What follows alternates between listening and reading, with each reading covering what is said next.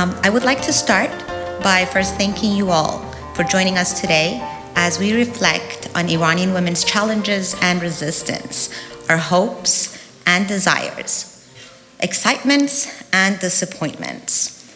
This year marks the 40th anniversary of the Iranian Revolution and a time to review, recollect, and reimagine a future with gender equality, social justice, human dignity, and rights to be the reality for Iran. I am grateful to ICWIN, who has given me this opportunity to speak, being supportive to me and other younger newcomers to the field. ICWIN has a distinct mission for advocacy, to educate, and to work to unite against violence of all levels, and aims to work collaborating with other organizations in civil society. The road from 1979 to 2019 has been a difficult one for Iranian women. They were the major losers of the revolution as they saw their legal status and social positions dramatically decline by the government of Iran in the name of religious revival. Women were removed from the positions as judges in an attempt to reassert the clergy's success. All the fragile rights that the women had under the previous regime were repealed and the family protection laws were annulled. Temporary marriage, which had been outlawed, although it continued to be practiced among some of the more traditional social groups, was now not only legal, but openly encouraged. The legal age of maturity was lowered to 9 for girls and 14 for boys. This was interpreted to many to mean that girls could now be married at age 9. This is also important to note that it's also the legal age at which they're punished for any criminal offenses. While the Iranian constitution claims to guarantee equality for both genders under Sharia, which is the Islamic penal code, the value of a woman's worth is only half that of a man's. That is, diya, which is blood money that is paid for like murder or bodily injuries, for a female victim would be half that of a male victim. Or a woman's testimony in court is given half the weight of a man's. The same view towards women is rooted in the government's civil code and family law, which is based also on Sharia and has provided women with even lower inheritance. Similarly, it gives for greater rights in marriage and divorce to men. Most notably, only a man can contract more than one marriage at a time, and only men are unilaterally and unconditionally have divorce rights. Well, a woman can terminate the marriage only if the husband is in agreement, and in some specific cases, if a judge permits it. Well, the dominant discourse and gender politics of the regime during the last 4 decades has been to limit the presence of women in public spaces in the name of safeguarding family and emphasizing the traditional role of women. It should be mentioned that divorce rates in Iran is soaring. And from every 5 marriages, 1 is ending in divorce. White marriage is increasing, and many young Iranian couples are opting to live together without getting married. And that represents a 180 turn in country that enforces strict Sharia law. The younger generations of Iranian youth have discovered and recognized their identities on different levels, personally as well as in relation to social norms. Younger Iranian women have reclaimed and realized their sexuality and dare to make choices for themselves. The idea of a white marriage, as I mentioned previously, is cohabitation of consenting adults who choose to live with and love a partner without conforming to societal norms, challenging traditions, redefining, and reshaping gender roles and family structures. The challenges of women with the legal system is not limited to penal code and family law. Many women are arrested and convicted of exercising their fundamental rights of freedom of expression, working to bring about positive change on issues of concern to all Iranians. One of the challenges of Iranian women, as in many other countries, including the United States to some extent, is violence against women in public and private spheres. Iranian women not only experience violence at home, but in society, and the violence perpetuated by the state. Narges Mohammadi, a mother of two and a human rights defender, is currently in Evin prison. She posted this short message from Evin prison.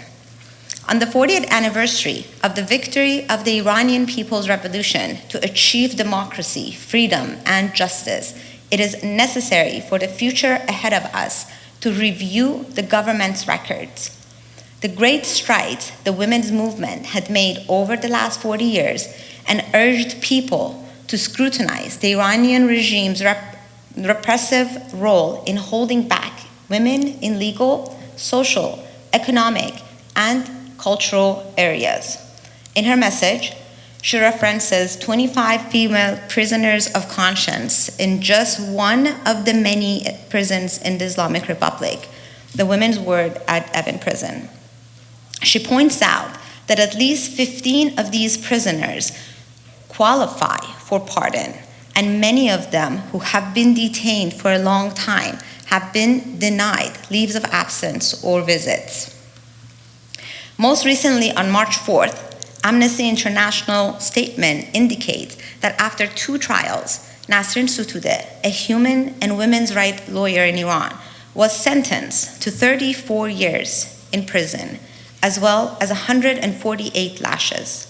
Her charges include alleged threats to Iran's government and encouraging corruption and prostitution, suggesting her charges might be connected to her defense of women's protesting the mandatory hijab. Iran also is not meeting its obligations for equal treatment of both genders required by international human rights instruments, including the Universal Declaration of Human Rights and the International Covenant on Civil and Political Rights. Iran and the US also are among the 4 countries of the world that have not ratified the Convention on Elimination of All Forms of Discrimination against Women. Of course, women's human rights violations do not solely originate from deficiencies in laws, but also from social customs and traditions that historically retained the patriarchal society system and power structures. However, it is the state's responsibility to protect women's human rights and make every effort through education, media, and other mediums to stop abusive and violent traditions and plan to replace traditional discriminatory patterns with gender equality norms free from domination and violence. In terms of education, it is important to point out that in 1975, just 4 years before the revolution, fewer than 30% of Iranian women were literate. In 2015, that number was over 80%, nearly the same as the male literacy rate. In 1977, the country had 16 universities with 154,000 undergraduate students. Today, Iran has 51 state universities and potentially as many as 354 private higher education institutions, increasing the number of students enrolled from 1.3 million in 1999 to 4.7 million in 2014. It is estimated that women make up between 55 to 60% of higher education. Well, the growth of number of women in higher education, particularly in the West and South Asia, is an indication of younger women striving to improve their social status and financial independence. In Iran and some other Muslim majority societies, attending higher education is a socially acceptable reason to have presence in the public sphere. Yet such glowing statistics do not cover up the complexities of the educational landscape in contemporary Iran. Even as vast numbers of women enter into the educational market, the data says little about their motivations or studying or the actual outcomes of their educational attainments. High levels of education in Iran do not guarantee a job. And with the country's experiencing record high levels of unemployment, which is estimated about 40% of the graduate failing to find a position about graduation.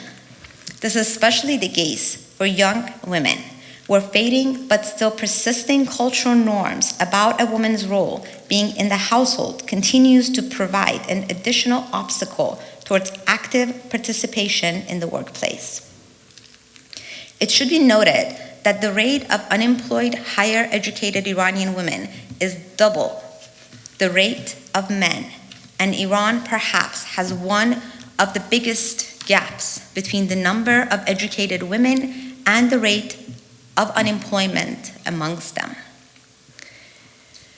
Younger women and girls in Iran have started to play an active role in any public arena they're able to be involved in. It is only normal for the young Iranians to be interested in the arts. However, as an aftermath of the Iranian Revolution, women singers and performers have been deemed unfit to perform in public and for non-female audiences. Although women were able to perform in public prior to the revolution, this was not necessarily accepted by cultural norms as appropriate behavior, and many performers might have been called loose women by common community standards. After the revolution, women and girls have worked hard to include themselves in unique and creative ways, working with limitations imposed on them by the government and tradition, patriarchy, and regressive gender roles. Since the revolution, we have seen an incline in the cultural acceptance of women artists as serious performers. A quick look over performing arts provides beautiful examples of women working to speak and successfully present themselves as challengers to the patriarchal view of arts, including dance and vocal performances. The limitations placed based on gender and substance has ignited interest and creativity in ways unseen by many working in some free environments. Despite all obstacles, Iranian women have always worked to carve their own space and speak with their own voices. Iranian women have never been a passive bystander. Despite all changes and discriminations, they have learned that by accommodating the system while protesting against the system, they can resist and accommodate their goals. The new generation of Iranian girls and women are actively involved in a system of non-violence protest. Where they are excluded, they come up with other ways to have their voices heard. This is most prevalent in the arts and the struggles of censorship and gender discrepancies. It is critical to realize resistance has many shapes. It is not to negate the existence or the necessity of direct action resistance that is seen in many cases across communities. At its core, it is important to understand that the government, by its paradoxical gender policies and gender engineering, has tried to show the system of governance in Iran as moderate and equitable based on Sharia law.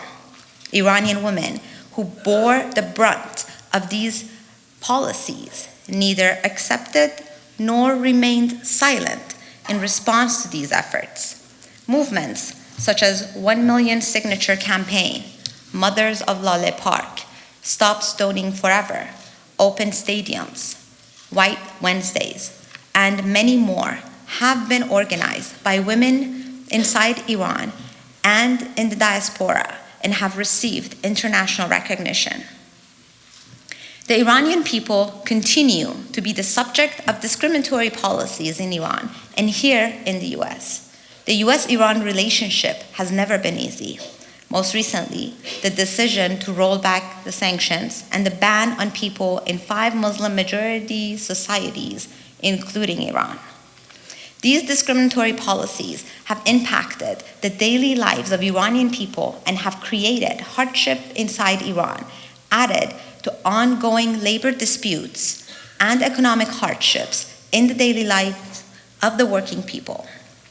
The continuous threats to war has also created insecurities about the safety of our loved ones inside Iran. Over the years, Iranian women inside Iran in the diaspora have faced many challenges. They collectively have resisted and kept moving forward. However, oftentimes a sustainable resistance and a conscious and organized gender equality movement in collaboration with other social movements is essential to a winning strategy. Movement building comes slowly but surely, and what is necessary is our support and help, connecting, listening, and providing support as requested by activists on the ground inside Iran. After all, social advocacy is a fluid environment. Who better to recognize needs than those dealing with issues as they arise? Women inside Iran have been at the forefront of challenging the discriminatory laws and human rights violations in Iran. During the last 4 decades, despite all gender engineering practices in education, employment, social protections, and public services, they keep moving forward. They are today braver than any time in the last 4 decades. They are at the forefront of social movements demanding their social, economic, and political rights, holding the people in the position of power accountable.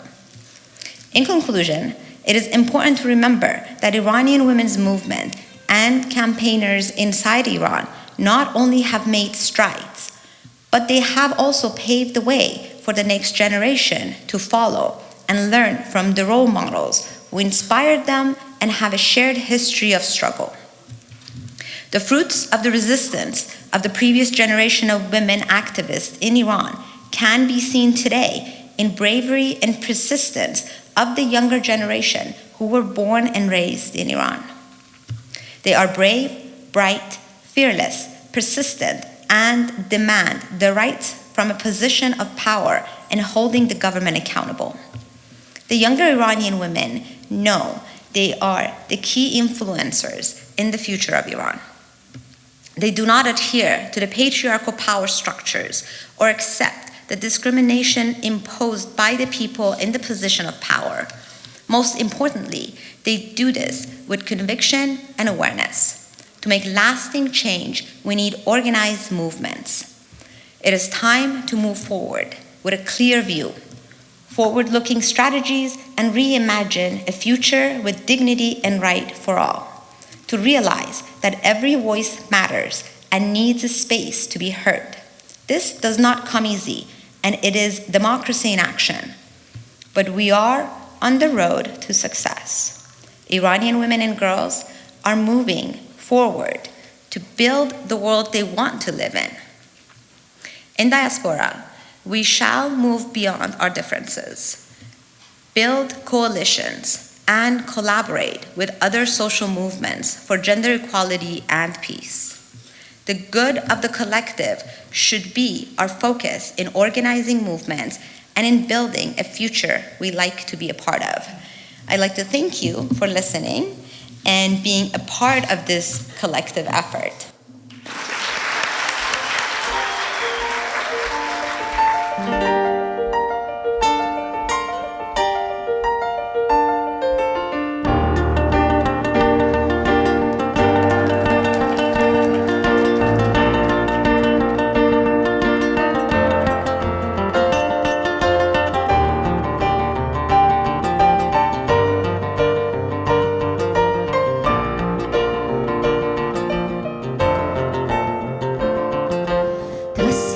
باد و رفتن ناموس باغ‌ها، آواز دست جمعی و شاد کلاغ‌ها.